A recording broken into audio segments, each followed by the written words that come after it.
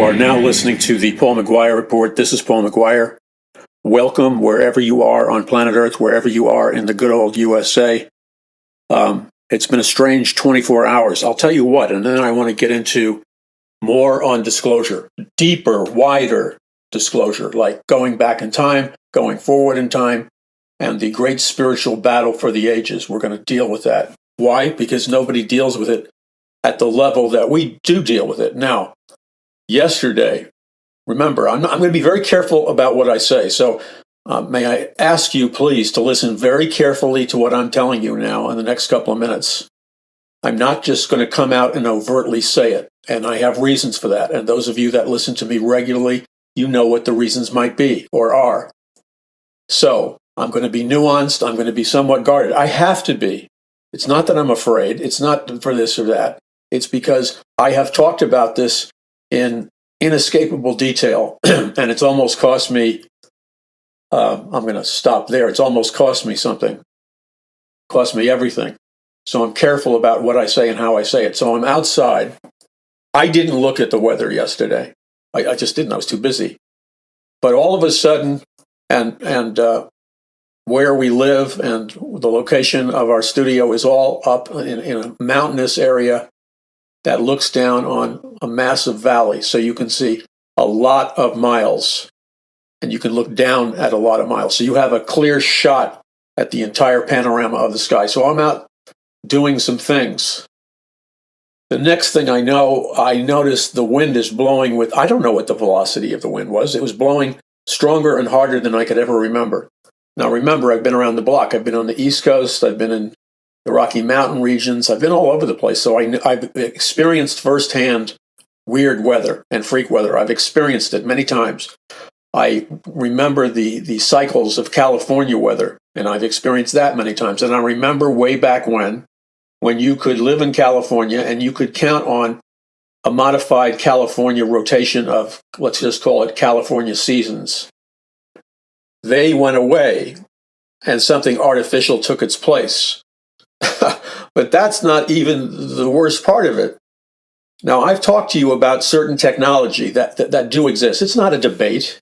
It's not a debate because you could right now go and look it up yourself and find it yourself. All you got to do is do a little hunting and pecking on a search engine that's not totally a censor bot.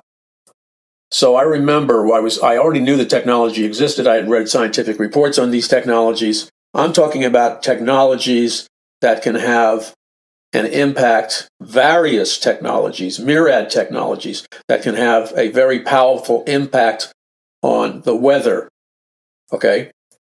Like in artificial weather, like in synthetic weather, like in weather modification, like in, directed energy weapon weather, like EMF weather, like tsunamis underground generation EMF weather, like up in the sky and down from the sky, EMF modified weather, and torrential rains, high velocity winds. In some places it gets so bad that you can hear the water. You can hear the water that normally travels through pipes into a dwelling or a house or an office or whatever. And after it has been subdued by this technology, people walking on the dirt or the sidewalk can literally hear the water in the pipes beneath them boiling. You know what it sounds like when water is boiling. You know what it sounds like. You try to make I don't know how you make tea, but I make my own kind of green tea. It's very powerful because I want the theanine, an amino acid that brings clear thinking without that caffeine jaggedy rush thing. So when the pot of I'm always in a hurry, so I do it quickly by turning on full fire on full blast. I hear it boil and then I let it seep for a little bit and then I drink it after it's calmed down. But the boiling, you know what boiling sounds like in pipes or something like that, or something close to that. So having said all that, and not being perfectly nuanced, but nuanced largely, when I was walking around outside and I'm looking down on a large geographic area, and all of a sudden the velocity of the winds goes berserk. That's right.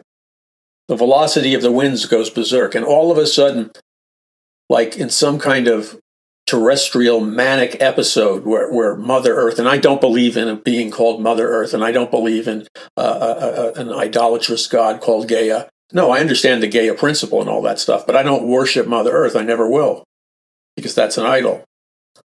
So I'm outside, and all of a sudden, remember, I've seen it. I've been in windstorms in New York City. I've been in aberrant weather in Connecticut and the East Coast, and man, you name it. I've been in weather warfare of all kinds. But I know California weather, at least I've known it for a long time, and I've known it for the last number of years. All of a sudden, the velocity and the speed of these massive clouds, they're bouncing around and hurtling around. Look, you're looking up at the sky. How often have you looked up at the sky? Maybe near a cyclone, maybe near a hurricane, maybe near a tornado, you might see this epicenter of high velocity wind conditions. But these clouds were massive, and they were colliding into one another, and the clouds appeared to be agitated by some kind of invisible force. The clouds and the atmosphere that I was walking in seemed to be amplified by some kind of invisible force. Yes, it was an energetic force of some kind. You could feel it. You could feel it. It was like, whoa, you know, that kind of feeling. And all of a sudden, I see the clouds, and the clouds are filled with condensation. Now, you may say, well, big deal. Yeah, you're right, big deal. That's for most places. It isn't a big deal to see clouds filled with condensation or water. And you can tell because the cloud goes from fluffy white to a pale gray to a darker gray. And the more water that the clouds take up out of the atmosphere, the darker the clouds get. So I'm watching this collision of gigantic darker clouds colliding with the puffy white clouds and all kinds of hues in between. Now, the moment I walk outside, I'm not thinking about it. I didn't read any weather report. It was the last thing on my mind. The moment I walk outside, I have this overwhelming sixth sense that's so intense of this impending evil in the atmosphere. It's like the very atmospheric field that I'm in is encroached upon by this indescribable, overwhelming sense of terrific evil, the presence of evil. You know what that's like. You've been in atmospheres where the spiritual forces of darkness are attempting to dominate, and you can like cut the field of evil in the atmosphere. You could cut it with a butter knife, and then you wouldn't do something stupid like stab somebody. I'm not talking about stupid, crazy, nutty stuff. I'm talking about, well, I remember driving to different places in California years ago, driving by a particular area of California, here and there and everywhere. And so in some places, you could feel a literal pocket of witchcraft or a literal pocket of the occult. You could feel, if your spiritual senses were even remotely activated, you could pick up on the fact that somebody or a group of people were generating, through their activities or rituals, they were generating this sense of evil. So whenever we would drive by these places on the freeway, you could feel the tightening in your stomach and the sense of heaviness in the spiritual atmosphere of different locations, different cities within Southern California. Yes, you've experienced that in your own geographic area. So the minute I'm outside, I see this, I sense this invasion of evil. So I look up, I see these aberrant clouds, like they're not normal by any stretch of the imagination. Now, I'm very much aware, as some of you are, of a famous psychological principle. And so I want to be careful in my explanation to explain to you that I'm aware of the psychological principle. And when I was calculating and reflecting upon what was this intense evil presence off the Richter scale, that I had already potentially calculated for what I'm about to tell you, because I understand, like many of you will understand, the nature of this psychological phenomenon. When I looked up, I saw it was like the sky was split open in areas. And I could look like what looked like when I looked up, I felt this overwhelming sense of evil. And then across the horizon, it was like there was, in the time of the knights and, swords and horseback and kings on horseback and all that stuff, I guess some around the medieval ages or whatever, there's these horses and they're rulers. I understand them to be rulers and princes and having great authority. Listen to what I'm saying to you. So that's what I see. And they're carrying shields, and some are soldiers walking on their feet. Some are rulers with authority riding on horseback or having chariots and having swords and all kinds of armament. And what I ascertain this thing to be is a demonic army behind the freak weather, a demonic army of some kind behind the freak weather. Very evil. A demonic army amplifying the technology, a demonic army amplifying the freak weather of some kind, some nature. I'm exploring it in my mind because it's very hard to definitively communicate to you things that are literally outside the box for many people. Not necessarily you, but the people that you and I talk to. This is way outside of their box. Now, I'm aware of this psychological principle, which is the following. In some areas of psychology, this psychological test/principle is known as the Rorschach test. And I hope I'm pronouncing it correctly. It's been many moons since I've even mentioned the words Rorschach test. And the Rorschach test was a kind of a ink blotter test where they would put somebody coming in for counseling psychologically, and they would have them look at what appeared to be a psychological blotting of ink on a square page or an 8.5 by 11 page. And then the psychologist would ask the individual staring at this abstract blot art to describe what they saw in the abstract art. And what they discovered, that whatever the predominant psychological issues, whatever the predominant psychological trauma or anxiety, whatever the predominant psychological forces were that were operational in any given person's life, they would project that trauma, they would project those principles, they would project those psychological issues one way or another into the so-called abstract black ink blot colors of the Rorschach test. And the guy or the psychologist that developed this was Rorschach. And so people would get a Rorschach test. They would see a psychologist, they would look at an ink blotter, abstract, like watercolor type painting, and then they would describe to the psychologist what they saw. Now, this would go for kids, adults, et cetera, et cetera. So if somebody was like bombarded with revenge issues or hostility towards parents, somehow they would project that. The operative word is they projected their psychological issues into the abstractions of the ink blotter art in the Rorschach test. So there was nothing really mysterious about it. Whatever was in your subconscious, whatever were the predominant issues, a person would project that into the abstract ink blotter type art. And you could take 25 different people potentially, and 25 different people would give you 25 different individual and unique analysis and description of what that Rorschach ink blotter test was revealing. Okay? So what I'm trying to say is that the psychological principle is simply this, that we all project into abstractions. We project our own issues, our own concerns, our own biases, et cetera, a whole host of our own stuff. We project into abstractions. All right? So just put that on hold with me. Okay, so I'm aware of that, and this is the way I operate. I'm analyzing sensory input, but whenever I analyze sensory input like berserk weather clouds, I'm also moderating my observation with reality-anchored principles. And see, the problem is that you and I run into people all the time that don't anchor anything into reality, and then they go off the deep end, and that's that they become unreliable sources. So it is very possible that because I sense this overwhelming evil, and because I saw this bombardment of frightening, unbelievable clouds on a level I've never seen clouds operate before, it is quite possible that the abstract nature of the clouds, and we've all looked at clouds in the sky where the clouds appear to be an angel or Jesus or a clown or any number of potential things the cloud can represent in its abstraction due to our innate capacity to project upon the clouds whatever we're thinking about or processing in our mind and spirits.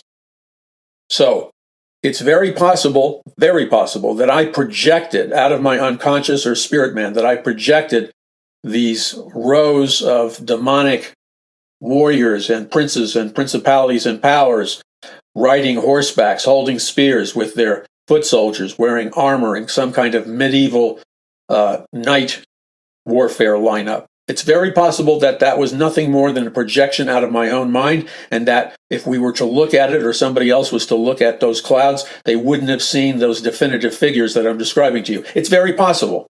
So I just don't go off the deep end and embrace every fantasy that comes my way. I don't do that. I put it in a file cabinet in my brain and take it out and examine it on not a regular basis, but as needed. It goes into a file and I pull it out and look at it as needed. But one thing I do believe emerged from the experience, whether it's secondary in a sense, whether or not I projected these medieval knights, these rulers, these principalities and powers riding horseback, holding spears, and invading with the clouds. It doesn't matter in the final analysis whether I projected that or it was actually there, because this is what I believe. I believe that when we're endeavoring to walk with God, Jesus Christ, I believe that when we're walking with God, the Lord will often allow us to see things visually, hear things on an auditory basis, touch things. The Lord will allow us to receive His message from reality pictures. He'll speak to us through weather. He'll speak to us through clouds. He'll speak to us through weird stuff happening. And no, it's not like we're going back in time and we're making believe we're like the Indians and we're putting our ear to the ground to see if we can hear the white man riding his horses, and the horses carry sound for mile after mile. The hoofbeats transmit sounds that the Indian warriors can hear when they press their ears to the ground. I'm not talking about that kind of stuff. I'm talking about you read the Bible and God speaks to His people through all kinds of weather, through all kinds of natural phenomena. The Pilgrims and Puritans knew that. The baseline measurement was, for example, for the Pilgrims and Puritans, they would study, read, and meditate, for example, on Deuteronomy chapter 28, where it lists a whole long list of blessings and a whole long list of curses. And they knew, the Pilgrims and Puritans knew that if their enemies were conquering them, if the weather was killing them, if their crops were poisoning them, if plagues were making people drop dead, that according to Deuteronomy 28, they did violate the conditions of Deuteronomy 28. They violated the miraculous blessings and provisions that were guaranteed to God's children if God's children hearkened diligently unto the voice of the Lord thy God, which means if God's children hearkened diligently unto the Word of God, studied the Word of God, operated according to the Word of God, there would be blessing after blessing poured out on them. Conversely, if God's children rejected the Word of God, disobeyed the Word of God, and worshipped idols instead of the true God, then there's a long list of applicable curses that would come upon God's people. So you didn't have to be a rocket scientist, even in the time of the Pilgrims and Puritans, to know that when all these curses would come upon God's people, that there would be a corresponding violation and disobedience by the children of God. All right, we're going to dive deeper on this in just a moment. Be sure to visit paulmcguire.us. We'll be back in just a moment. You're listening to the Paul McGUIRE Report. Once again, you're listening to the Paul McGUIRE Report. Okay, so the minute I go outside, I sense this. Well, no, I see these aberrant clouds everywhere. And remember, these are clouds that are unlike any clouds I've ever seen in Southern California, and I've lived here for decades. I've seen every cycle of weather, freak weather, normal weather, weather modification, you name it. I have never in my entire life, all across the United States, I have never, and in some cases foreign nations, I have never seen a display of clouds like the ones that I saw yesterday.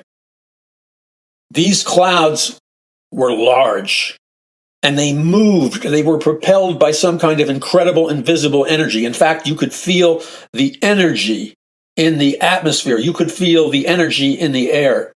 You could feel the presence of this energy, and I suspect the energy is energetics from an EMF. And so the clouds were moving around, and these were large clouds. We're not talking about little tiny clouds. We're talking about massive clouds colliding into each other, splitting apart, showing blue sky, merging together. And then I can only describe the constant generation of the most intense, like artwork, cloud images that would form, reform like an invisible sculptor was shaping the clouds into this magnificent artwork that was like awesome, descriptive, or whatever. I've never seen clouds generate that level of artistic expression ever. It was so hallucinatory, and the clouds were moving so rapidly, colliding into each other and generating all kinds of images. And sometimes, well, I'll tell that in a second, but the clouds were generating this high level of what can only be described as potentially artwork, as either a side effect or as an intention. I don't know. I'd never seen anything like this. And then again, you could feel this energy field over the entire valley and in the mountains, and where I was standing, this massive invisible energy field is coming to play. And the intensity is mind-blowing. Now, what went through my mind almost immediately as I looked at this phenomena, what went through my mind immediately was the remembrance, because I've done so much research in this area, it's ridiculous. I believed that I was looking at, but most likely, and that's the level I'm going to declare certainty. So let's just put it this way. I believe that most likely, potentially, I was looking at a massive freak weather clouds incoming storm generated by some kind of energetic electromagnetic frequency technology that most people do not know even exists. Because of the intensity of the clouds, the shape of the clouds, the velocity of the clouds, the easiness by which the clouds carried with them these complicated yet artistic, circular, abstract forms of all kinds. In some cases, it actually looked like, no, I'm not crazy. I don't know what this was. I don't. It could have very well been nothing more than a projection of my own mind, filling in the gaps in kind of a aerial cloud-based Rorschach test. I don't know. But I'd never seen anything like this. And I was convinced that as I was watching this, because of the weird, aberrant energy in the atmosphere, because of the velocity by which all these clouds were traveling into the valley, moving out of the valley from a mountain perspective, I believed that potentially I was looking at weather modification technology at the highest order. And I believe, because of the energy, that I was looking at a relatively, at least for the moment, a relatively neutral display of a potentially very powerful weaponized technology. And that concerned me, because I was asking myself, is something going to happen now? Because it could. Is something going to... Remember, my house was almost destroyed. Not all that... Many seasons of massive fires have engulfed homes all around this area, year after year. And it wasn't that long ago when the Malibu fires and the other fires that were related to that, such as the fires that started up in this area, were totally out of control, and the fire department was getting us ready to evacuate. So I'm used to these intense, weird fires, and I even videotaped it on my cell phone, as I did the other day. But the cell phone doesn't even come close to doing justice in revealing in terms of lighting and clarity. You don't get a good video picture of these luminous clouds. So, I'm very concerned now. Then what happens next? It's what I'm telling you in a semi-private sense, in that I wouldn't demonstrate this in front of my neighbors. I wouldn't even demonstrate it in front of most Christians, because they wouldn't understand. But I need to be very honest with you. When it comes to life and death, when it comes to destruction or survival, when it comes to things that are of that gravity, I really don't care what people think. I don't care what appraisal they make of me. My mind is on one thing. My mind is, I have to survive. I'm responsible in terms of leadership to enable other people to survive. So my first order of business is not placating the ever-changing sensibilities of neighbors and friends and Christians whose theology is parked somewhere between a speed bump and a trash can. I'm not into that. I'm into the first order of business. Survival at all costs. Get out of the way of harm. Move yourself from the location of harm. Whatever you need to do, do it. Okay, so I'm in that mindset, and I'm looking at the potential gravity of the situation. And then this is what happened to me. And you can say, well, he's crazy and he's making stuff. I don't care what you think. Don't you get it? I'm into surviving. And so if I'm going to do something that you perceive as weird, so be it. Because at least in my universe and world and reality, I'm accessing, at least in the most minimal terms, I'm accessing the possibility of redemption, the possibility of salvation. When you enter a permanent state of unbelief where God can't do anything because it rubs against your theology, you are in a bad place. Imagine having that kind of nonsense in your head when Pharaoh was coming down on the children of Israel. The armies of Pharaoh. Pharaoh was riding a chariot, and the Hebrews were escaping from being slaves in Egypt, and they were heading to the Red Sea, and they were going to die at the Red Sea, and all they had was God. And Pharaoh and the chariots of Pharaoh and Pharaoh's armies, they didn't believe in the biblical God. Not all the biblical God people believed in the biblical God, but some of them did, like Moses and Joshua and others. And so the children of Israel went into the mode of raw obedience, which is translated, damn the torpedoes, full speed ahead. And the children of Israel obeyed the Lord, not their rational, logical mind. And you got to be very careful about that. And so they moved into the Red Sea, which looked like their demise instantaneously. But God supernaturally split the Red Sea and delivered the Hebrew slaves. He delivered them supernaturally. And then when Pharaoh tried to slaughter them, when Pharaoh tried to follow them on his chariots, the Red Sea, both parts of the Red Sea, on one side and the other, drowned Pharaoh and the chariots, drowned the horses, drowned the armies of Pharaoh. They died in the floodwaters of the Red Sea. And professional archaeologists and scuba divers and research teams have swam deep under that Red Sea area, and they have found the spoke wheels of chariots. They found the wooden and metallic wheels of chariots, which they believe were Pharaoh's chariots, and they found other things that provided archaeological evidence for the reality of the Bible's Red Sea account. So I just tell you that to explain the following and what I did and why I did it. So as I was seeing this onslaught coming in from the clouds and processing the fact of what could be potentially the energetic force that was causing the clouds and the weather, as I was processing this, all of a sudden, I didn't methodically plan to do this. I didn't logically, rationally plan to do this. All of a sudden, my body, my mind, and spirit, like it automatically, supernaturally, it connected to God on such a high level that it represents it's not a common thing what happened to me. It's happened to me a number of times in my life. I never counted, but it's happened to me. But it doesn't happen all the time. Somehow, my body and spirit and mind synergistically connected to God Almighty, and I yielded to. See, my will could determine what was going to happen. No, I'm not saying I'm God with my will. What I'm saying is God gave me the choice to open up to him or to shut him out, just like he does with you. And so in this time of crisis, I chose to, with an act of my will, to yield to what the Lord was doing in me right now at that moment in face of the aberrant weather. And as I yielded, the best way I can describe it is to say it like this. As I yielded to the Lord, it was like a mantle of intercessory prayer. A mantle of intercession came upon me. A mantle of prayer came upon me. And I began to engage in intercessory prayer in a far more powerful level than I normally could ever do. I entered a dimension of intercessory prayer which was far more powerful than normally could be expected.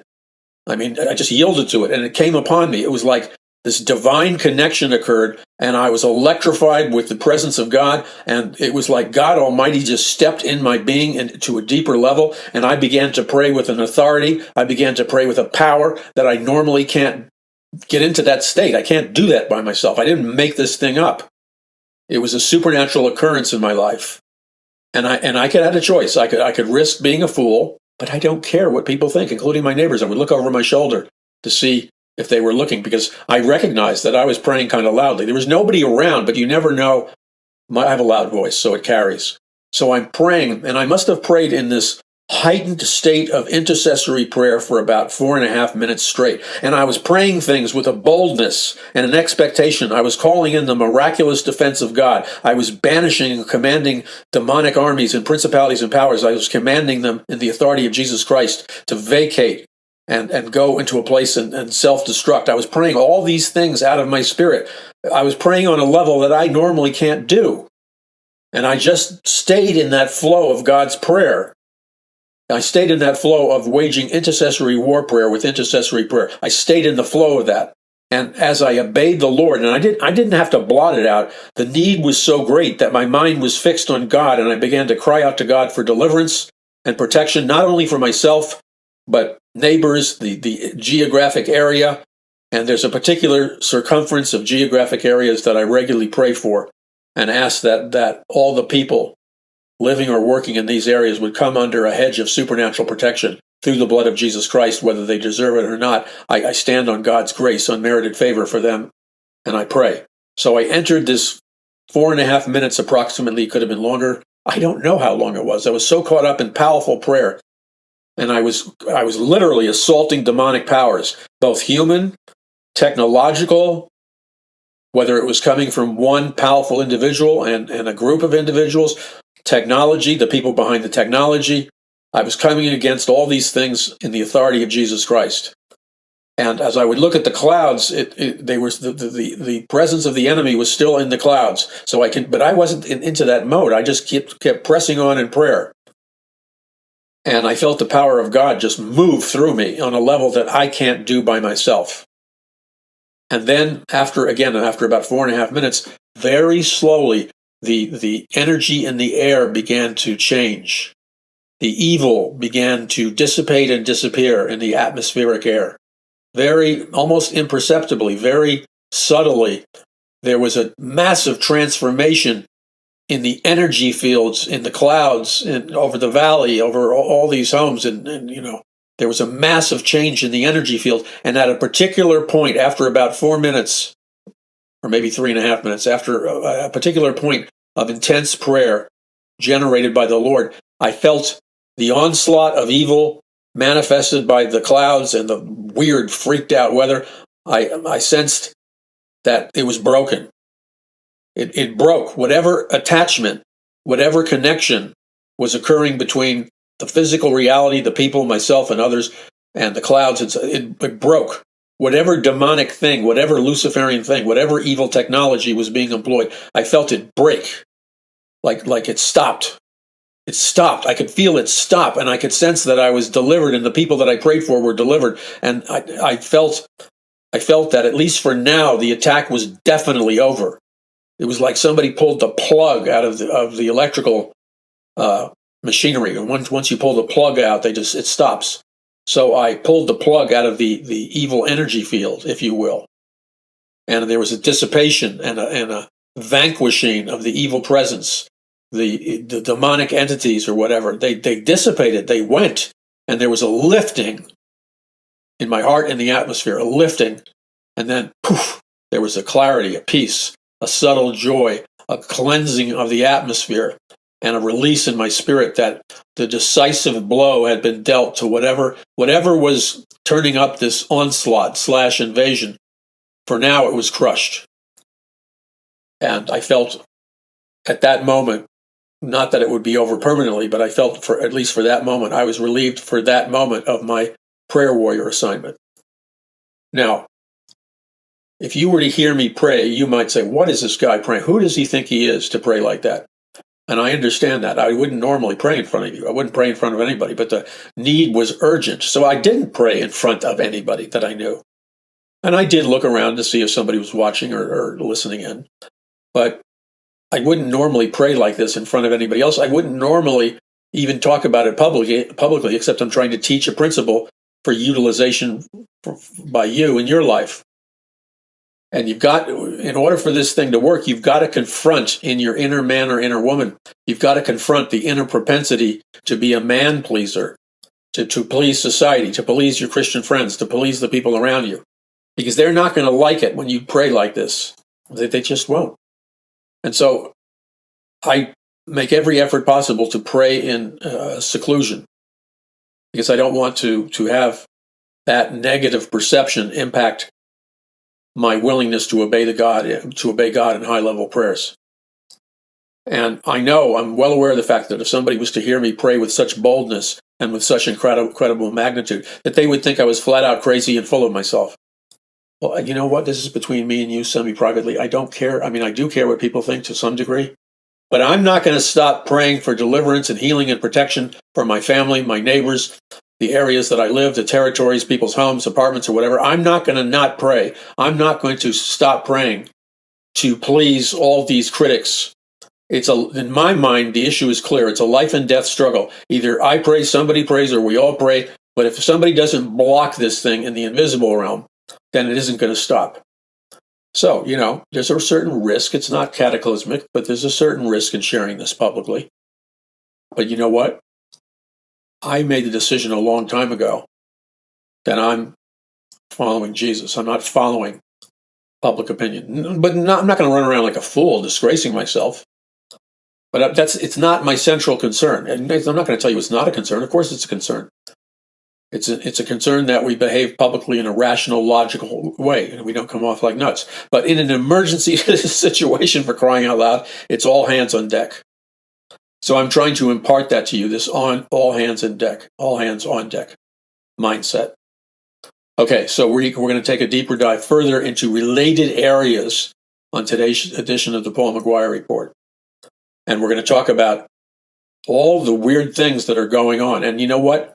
These things that are going on are related to the level of prayer that I shared with you. And we're going to talk about stuff like disclosure, principalities and powers, multidimensional spiritual warfare, and stuff like that, and make some quick analysis of things that are happening in the news that deserve to be examined through a higher perspective, which we would call a biblical perspective or a biblical worldview. Okay, you're listening to the Paul McGUIRE Report. Visit paulmcguire.us. We will be back in just a moment.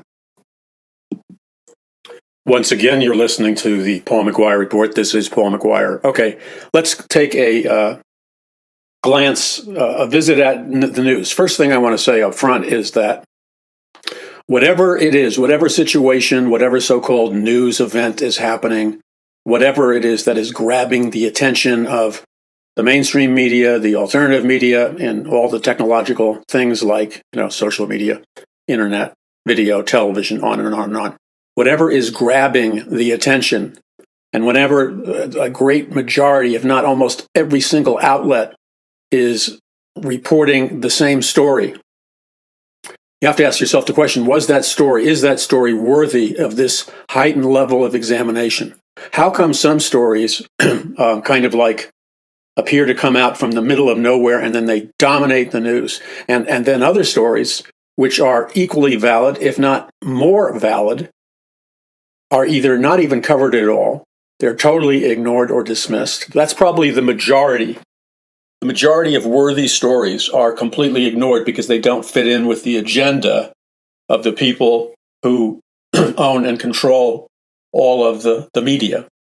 And then you have other categories where an important story is covered, but it's only covered for a day or two or three, and then it drops off the radar screen. So let's look at this story of the 84-year-old woman who was abducted. The woman obviously is now internationally known. The woman who was abducted, Nancy Guthrie. And before I continue, obviously, one cannot be indifferent to the potentially enormous plight and danger regarding Nancy Guthrie. And we should all pray for her. And at the same time, we don't even know if she's alive or not. So we do need to pray and pray for the family. And nothing that I'm about to say should conflict with that central message. But with the risk of sounding indifferent, which I'm not, I mean, it could be somebody, I know, you know.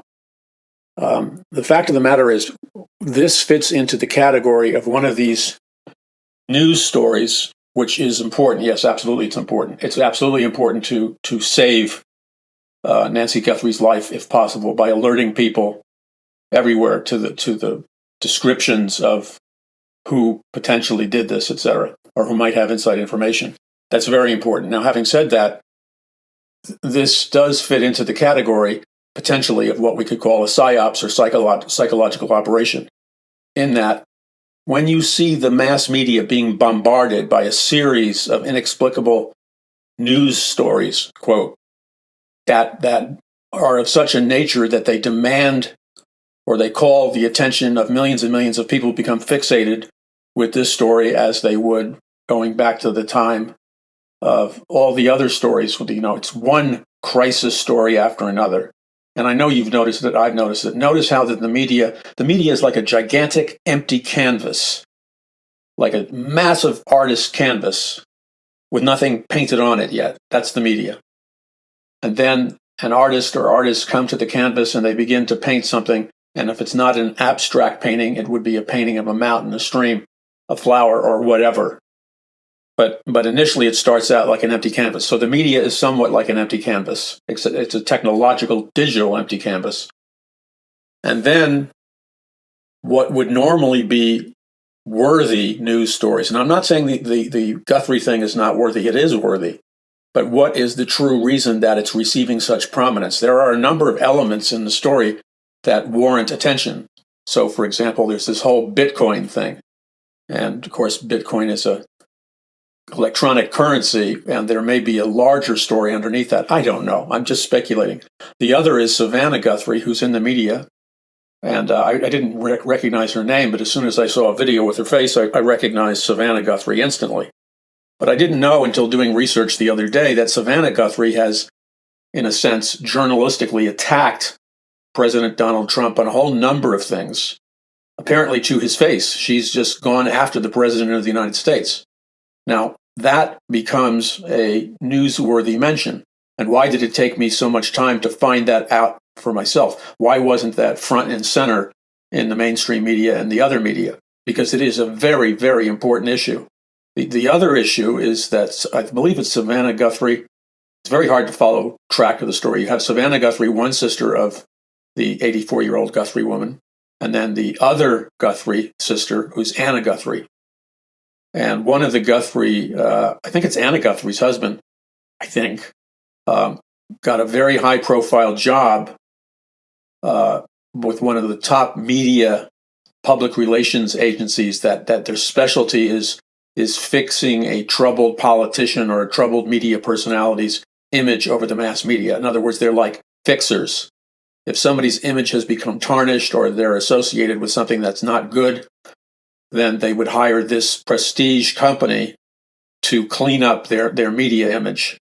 Now, that could fit. It could be either girl's husband, because Savannah Guthrie herself was in the media in such a big way. Still is.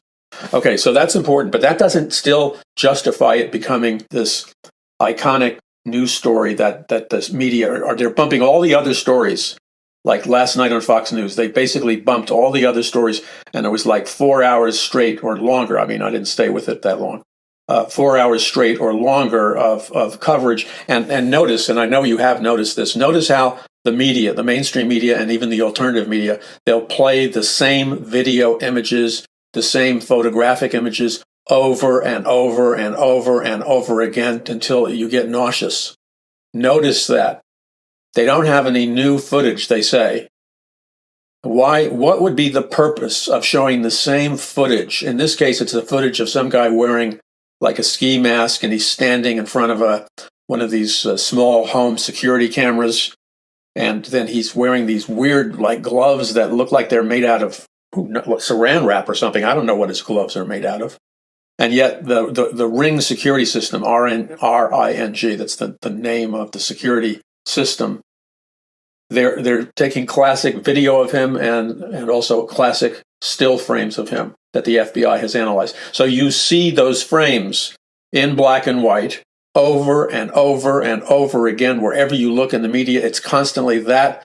Then there may be some footages of one of the houses that Guthrie owns, not the main house, but another house where the FBI initially was tearing through the place looking for evidence. And then the FBI revisits that house, and you see that exterior image of the house over and over and over again. And then there's a couple of other shots, not many, that they show over and over and over again. Now, why would they do that? First of all, it's boring. All you have to do is watch the thing, the news story or news station or whatever, just for a very short period, 5 minutes, and you'll see the same images used over and over again. It's not simply because they just don't have any additional footage. No, it's deeper than that. Remember when I would talk a lot on this program about the elements and the science of scientific mind control? I'm not making an exact position or a perspective statement at all. I'm simply reminding us of a principle in scientific mind control. And one of the stables of scientific mind control is to use the principle of repetition. So you repeat an image, a phrase, music, a video, sound, a statement, a bunch of words. It can be anything, visually symbolic or visually real, and you simply repeat it over and over and over again. Now, what does that do? Listen carefully. When you're subjected to a stimulus over and over and over again, it throws your conscious mind into first a theta state, and then if you watch something over and over and over again, it triggers a hypnotic process in the brain, which could be referred to as both a 10 hertz alpha state, which brings a low degree of hypnosis simply by the fact that you're watching television. Television is broadcast in a specific frequency known as 10 hertz, or the alpha state, alpha waves. The characteristic of the alpha state, and I've talked about this a lot for years on the Paul McGUIRE report, you need to know some of these things. The purpose of the 10 hertz alpha state, what the alpha state produces in a human being, is a mild euphoria, very mild anti-anxiety consciousness, an ability to learn material presented to you before your eyes, your ears, or whatever. 10 hertz alpha waves enhance your learning ability in your brain. Well, you say that's good. No, not necessarily, because the flip side of the 10 hertz alpha state, and I talk about this in my books like Prophecy of the Future of America, Volume 1 and 2. I talk about it in The Greatest Battle for the Hearts and Minds of Mankind in the History of the World. I talk about it in Power from On High, and the other books available at paulmcguire.us. You need to know this stuff. So when somebody's watching television, they're being filled and bathed in a 10 hertz alpha wave field, an electromagnetic field. And I described to you some of the characteristics of a 10 hertz electromagnetic field, which is it produces a hypnotic state. That's why when you look at people that are like television junkies and they've been sitting on the couch wherever, and they've been watching TV, whatever, it doesn't really matter what kind of TV it is. The very fact that they're watching TV for a number of hours, when you enter the room and look at their face, they look zoned out. Come on, you know exactly what I'm talking about. When people look zoned out because they've watched too much TV, that's because of the hypnotic nature of the 10 hertz alpha waves. Now, the other thing is, if you were to covertly play, well, actually, I don't want to make a recommendation, so I'll just stop right there. But let's just put it this way. You can enhance somebody's ability to learn, remember, and learn. You can enhance the ability of somebody to learn by playing a silent 10 hertz alpha wave. Okay? And it enhances a person's ability to learn. But here's the danger with the 10 hertz alpha wave learning frequency. Just as it enhances the ability to learn, the flip side of a 10 hertz alpha wave frequency is that it drops a person's analytical ability. It drops a person's ability to analyze and process whatever material they're being presented. In other words, on one hand, the 10 hertz alpha waves produce a consciousness which enables you to learn faster and better because it activates a very slight hypnotic state which causes your learning to be enhanced, 10 hertz alpha waves. Now, but the danger, the flip side is that the 10 hertz alpha wave consciousness state causes a person to drop their analytical abilities. In other words, it's normal to question or to filter through what you're supposedly being taught. The ideal learning situation doesn't treat you like a laboratory rat like they do in the public educational systems. They treat the kids, your kids, wake up and smell the coffee, your kids like a laboratory rat because their entire educational system is built upon feeding the student information which the student is required to not question not analyze, simply receive what they're being taught without questioning, and then via a test or asking questions, or the teacher asking questions, it's the responsibility of the student to simply regurgitate or repeat back whatever it was that was said to them. They're supposed to repeat back in an unquestioning manner. That's not learning, that's programming somebody. Let me say it again. It's important to understand this. That's not learning. That's programming somebody. So the danger potentially of a 10 hertz alpha wave learning enhancement is that you lose the ability to discriminate in the good sense. You lose the ability to analyze. You lose your ability to critically think about what it is you're being told to believe. Because ultimately, this is a question of how your reality or how a child's reality is composed. God created us to be, to a large degree, the rulers of our reality, not the slaves of our reality.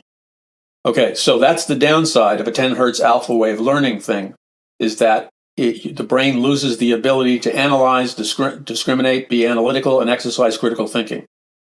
Okay, so you see how the only time you can trust a 10 hertz alpha wave learning environment is if you or somebody you totally trust has total control of whatever it is that is being messaged or programmed or educated into a student or an adult or who's ever on the receiving end of a 10 hertz alpha wave frequency. Okay, we're out of kindergarten, folks. We're out of that little sandbox in that, like when I was growing up in Jackson Heights, Queens, there was like not a few blocks from our house, there was like a city-sponsored park, which was horrible. All cement basketball fields, all cement sporting fields. Kind of the swing set, and then there was the giant sandbox. Well, it's time to get out of the sandbox. If you're still stuck in the sandbox, then you're a child and you're thinking, and you're kind of useless. Okay, so let's just think about that. So you have millions of people, and remember, I'm not suggesting this as a fact dogmatically. All I'm doing is incorporating a much deeper and richer understanding of reality and media than the puppet masters who control the mainstream media. That's all I'm doing. Encouraging you to take a deeper dive and think more intensely. That's all I'm doing. Wake up and smell the coffee.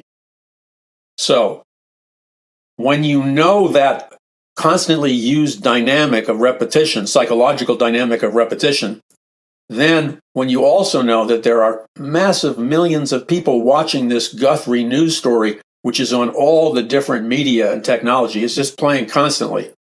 And along with the constantly playing are, maybe 4 or 5 images, most of them black and white, and they show them over and over and over again. That's called, of course, repetition, repetition, repetition, repetition. So again, what happens automatically on a scientific basis when you're exposed to a consistent bombardment of repetition? This not only tricks your mind to go into the 10 hertz alpha state, in other words, you're zoning out, but it also, being exposed to repetition of images or messages over and over again, can trigger your mind to go into a theta state. And a theta state is more intense than an alpha state. The theta state is, well, it's actually larger than this, but I believe the most intense features of a theta state range from 4 hertz to 7 hertz or 4 hertz to 8 hertz. But the theta state is what young infants and young children, they largely operate their world within a theta state of consciousness. A theta state is a dreamy state of consciousness. A theta state enables you to access what's in your subconscious mind or your inner person. A theta state, when somebody enters a theta state, that would be very close to your hypnotic trance type experience. So when people are watching this news story over and over again, notice how many people become fixated with the Guthrie story, as they did all the Princess Diana. There's just so many stories, like I can't, the Twin Trade Towers. I mean, I'm an overload in my mind just trying to retrieve one. The famous black athlete who drove his white Bronco, his name just slipped my mind, but they played that video feed and photographs over and over again, like mega repetition. mega repetition. And so with the Guthrie story, and most of these other stories featured really famous people, really powerful situations. So one can understand how they catapulted those stories to the top of the list. With this Guthrie story, yes, it's important for the family. Yes, it's important for us as human beings. But it doesn't have the inertia qualities that some of the other blockbuster events have.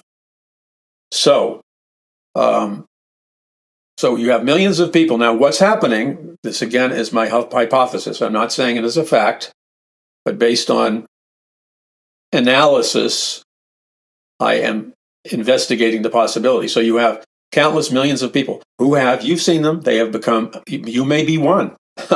People in your house may be one. You are fixated to the story of Guthrie, the 84-year-old Guthrie woman.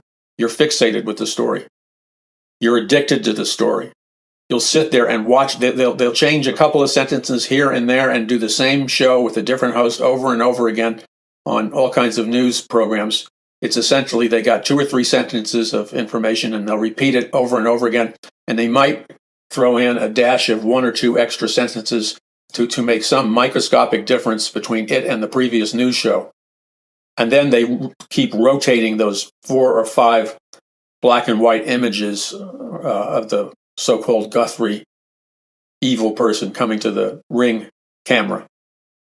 So again, you're exposed to a constant repetition. Constant repetition is a tool in scientific mind control, and you are addicted. Yes, you are. You're addicted to the news story. You're hyper-focused in on the news story, which puts you in a low-level trance state. Now, here's the critical thing. Here's the question mark that should go up in neon. When you enter that state of consciousness, I'm not saying it has happened. I'm saying there is a potential, based on science, there's a potential vulnerability because you've entered a programmable theta state of consciousness. And so a message or messages could be potentially, I'm not saying they are, potentially could be sent to millions of people simultaneously and then dropped in their subconscious mind or their inner person mind. Okay, so that's just something to think of. And one of the characteristics of the people who create psyops, let me tell you something, the people who create psyops, they understand all of this stuff. They have studied all of this stuff, and they know how to use this stuff. So in addition to the Guthrie situation, we have all these other news stories colliding with the Guthrie story for attention.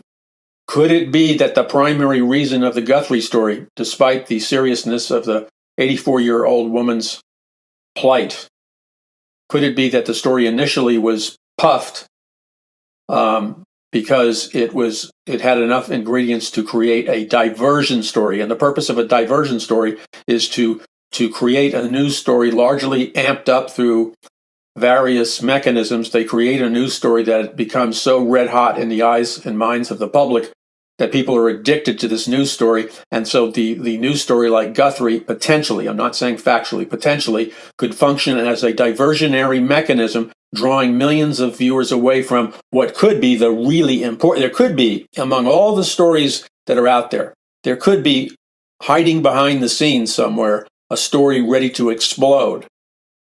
And whatever it is, people are not watching what potentially could be the really, really important news stories. They're being artificially diverted into a kind of amusement park news story that's designed to function purely as a diversion. So I don't know what the big story is at this moment in the big brother Orwellian world of the media portrayed in George Orwell's novel 1984. I don't know what the big story is at this particular moment. I don't know what it is. We had the continuation of the Epstein hearings and Pam Bondi losing it when being questioned under intense heat. There could be a massive story lodged in there somewhere. I don't know. That could be the big story. But there's other stories. There's a bunch of stories. There's the Bitcoin stories. There's the economy stories. There's all kinds of other stories floating around there. And so they might be swept under the carpet, so to speak, via the diversionary story of Guthrie. Again, that's just how PSYOPs works. That's just how learning how to manage the media works. You don't even have to call it PSYOPs. PSYOPs scares some people, but it is actually, factually, it is psychological operations. But that's too heavy for most people. So pick a sanitized nomenclature or title for it and call it, the hottest, significant, most important news story or whatever. And that calms people down. Okay, the other thing is, remember what the really big story is. There's a big story that emerges from all of this, the mega story. And we're going to get back to what that mega story is and how to analyze in light of it. You're listening to the Paul McGUIRE Report. I'm Paul McGUIRE. Be sure to visit paulmcguire.us. Stand with us, join us, empower us to go forth and communicate the truth. And we will be back in just a moment.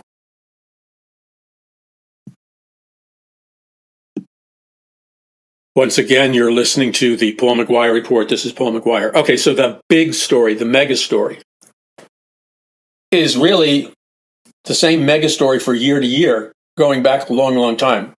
The big story that is always overlooked and always ignored and always attacked, and anybody who tries to communicate the truthfulness of the big story is attacked and discredited and marginalized and censored and everything else. But there exists the premier megastory. And the megastory is simply this, that in the world today, as we know it, and this is a basis of fact, and there's enormous documentation to prove this, the really big megastory is the truth of the matter, which is simply this.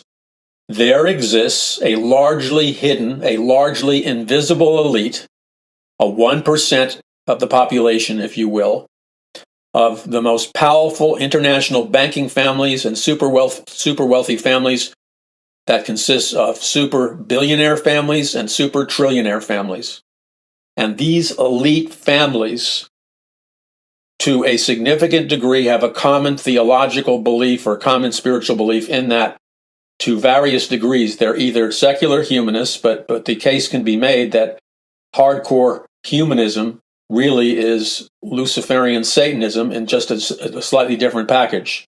The big story is that these elite families, they're either hardcore humanistic, but simultaneously, and even though it appears to be contradictory, it's not, they could also simultaneously be Luciferian satanic families. And these families go all the way back to ancient Sumeria. They go back to the beginning of civilization. They go back to the time of Adam and Eve and their fall in the Garden of Eden. They go back to ancient Babylon. These families existed and ruled and operated in every empire in human history. And they're alive and well today. They're hidden, though.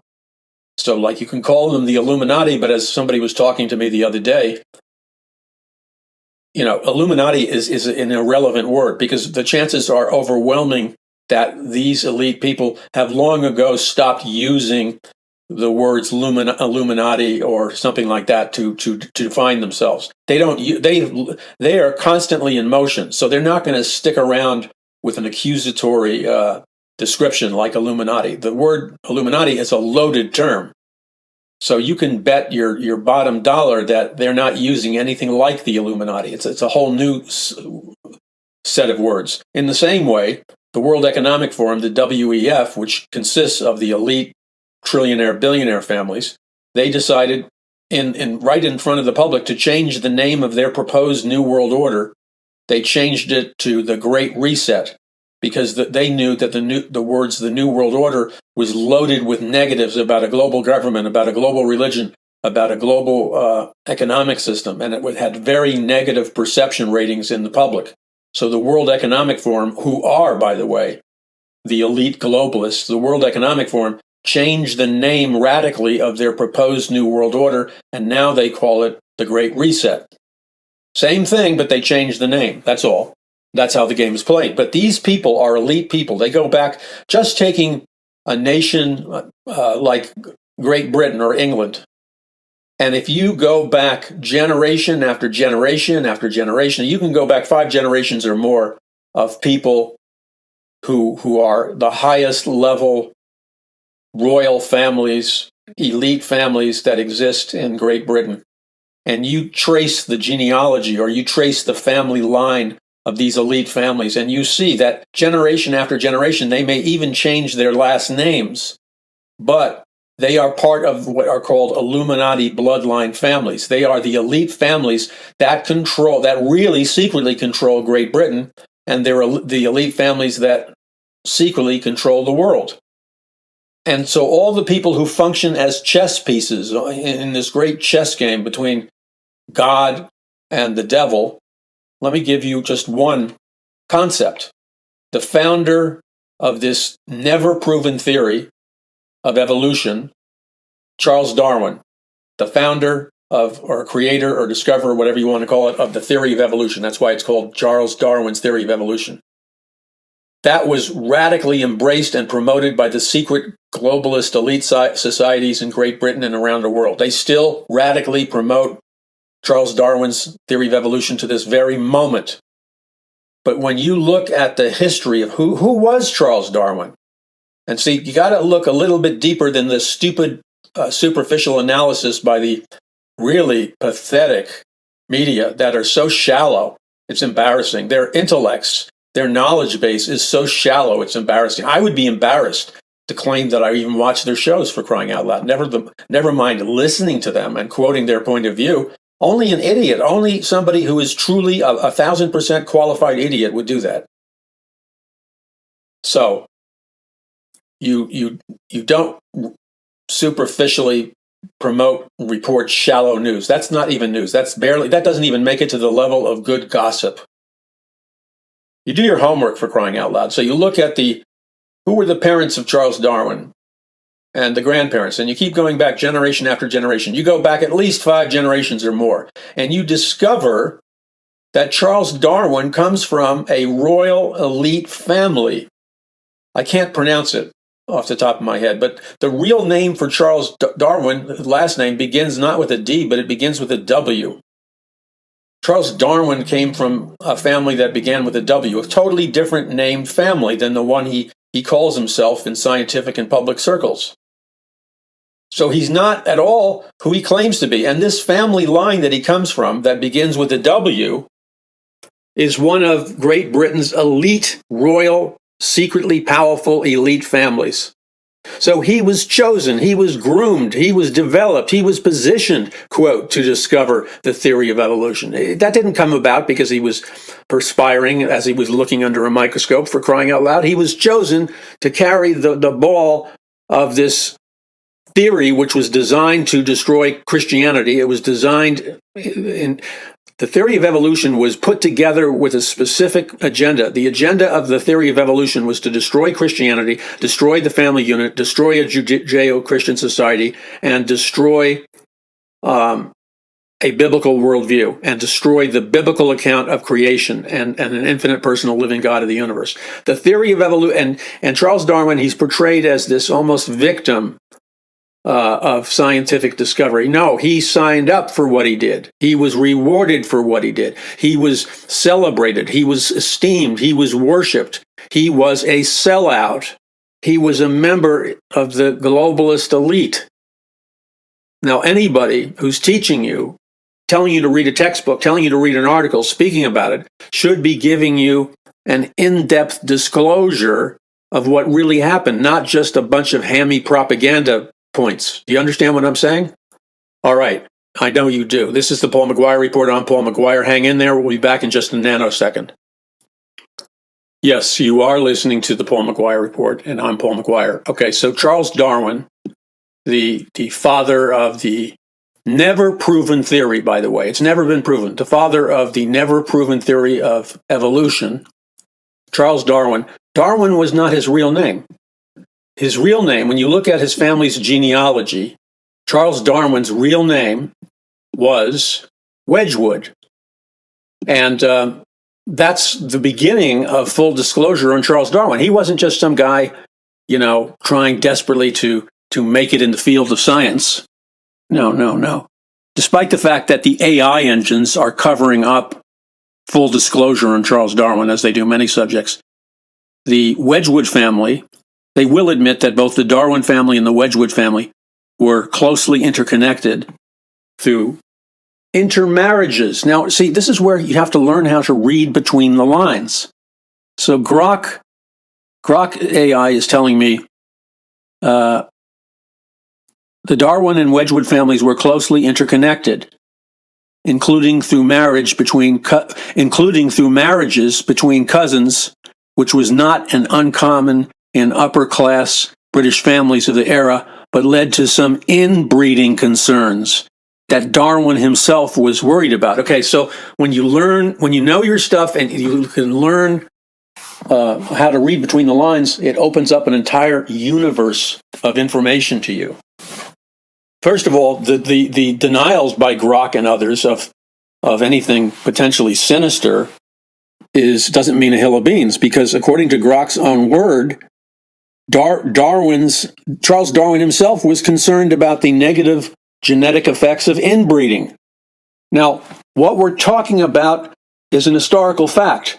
The historical fact is that the lineage of the elite, sometimes called Illuminati bloodline families, or sometimes just called bloodline families, they claim to have been around when the fallen angels were mating with human women and producing a hybrid class of human beings. So, but remember, the Nephilim and Rephaim and the fallen angels are demonic. But one of the features of these elite families is they inbreed. They're obsessively concerned about keeping their genetic line pure. And so in their excessive desire to keep their genetic DNA line pure, they will often intermarry. And that means people who are relatives, bloodline relatives, will be encouraged to make babies. So here in the Grok AI description, there is the admission that through marriages between cousins, that this was a common upper class practice among British families. But the truth of the matter is it's not just among cousins. It's between far more closer bloodline relatives than merely a cousin. We're talking about the potential of sisters and brothers, mothers and sons, and all kinds of fathers and daughters. I mean, I don't want to go there, but there are all kinds of strange things. Because remember, it is an obsession with the bloodline families to preserve their what they believe is pure DNA. So, and again, Charles Darwin, the founder of the theory of evolution, he himself was openly concerned about inbreeding and the fact that his family line was deeply impacted by inbreeding. Okay, so Charles Darwin was the fifth of 6 children. So you have all these children running around, and you have inbreeding. And again, in the Grok AI statement, which I'm looking at right now, it's talking about the wife of Charles Darwin. It says Charles Darwin married his first cousin, Emma Wedgwood, 1808 to 1896. His wife, Emma, was the daughter of Josiah Wedgwood, Susanna's brother, making her part of the same extended Wedgwood pottery dynasty. So if you're a pottery dynasty, I would imagine that your pottery dynasty is a mega global corporation. You don't call a family business a dynasty in England unless it is so palatial, it's ridiculous. So here you have a palatial elite family practicing inbreeding, which again is quite common in these elite families. So, here, according to AI, Grok AI, Darwin privately debated the pros and cons of marriage in general before proposing. He didn't want to get married. Many elites don't like to officially be married. Darwin feared that there might be health issues in their children. And his fear was according to Grok AI, his fear was supported by later genetic analysis linking higher child mortality to inbreeding in the Darwin Wedgwood families. So his fears concerning the negative impact of inbreeding were founded. Despite that, they had 10 children. That's a lot. I mean, that's a lot of children, especially for an evolutionist. Now, when you look at the genealogy of the broader background of the Wedgwood and Darwin families, it's noted that this pottery dynasty brought a tremendous amount of success and wealth into the families. And then Grok states, the Darwin-Wedgwood intermarriages created a network of prominent intellectuals and industrialists. In other words, hello, wake up and smell the coffee. When it says that this elite family, their offspring created a prominent network of intellectuals, that means they knew how to read books, they read books, knowledge is power. I'm not endorsing anything that they did, but if you don't become an intellectual powerhouse by just staring at the television. These people learned to be readers, and that happens to this very day. Okay. And they were industrialists, which means they owned mega globalist corporations and factories. Darwin's family was heavily, the whole thing about the Darwin family was heavily documented because it became a well-known part of England's educated elite. So I think that's interesting, very interesting. And then there's the connection between Darwin and the Huxleys defending Charles Darwin's theory and promoting Charles Darwin's theory, all this interconnecting stuff. Now, so back to the original statement here, which is, when you read the writings of these people, they come out in the open and say what they believe. And they believe that they are superior, that they have superior DNA, superior genetics than the rest of us. And because of their great wealth, they believe they have the DNA genetic right and monetary right to rule over the rest of mankind. So what they've been working on secretly for many thousands of years, they have secretly been working on creating some kind of counterfeit heaven on earth, some kind of mystery Babylon society in which they, using Luciferian power, they will rule over the rest of humanity, control the rest of humanity. And so this is the overarching story. And so every story in the news, whether it's a psyop or it's just a so-called legitimate news story, almost all of the time, all of these news media stories and the people featured in the news media stories, there's always an invisible hand at work. There's always a story beneath the story. And a good journalist would be digging deep enough to disclose to you the story hidden beneath the story. And the story hidden beneath the story is that all these things we're looking at, the horrific details of the Epstein files and their perverse molestation and acts of pedophilia by world leaders against these young girls or young women. But it doesn't stop there. Then there's a connectedness to what Epstein and his cronies were up to. There's this connectedness to Luciferianism, occult rituals. I mean, look at the I don't know what you would call it, like a castle or whatever, an occult monument on Epstein Island.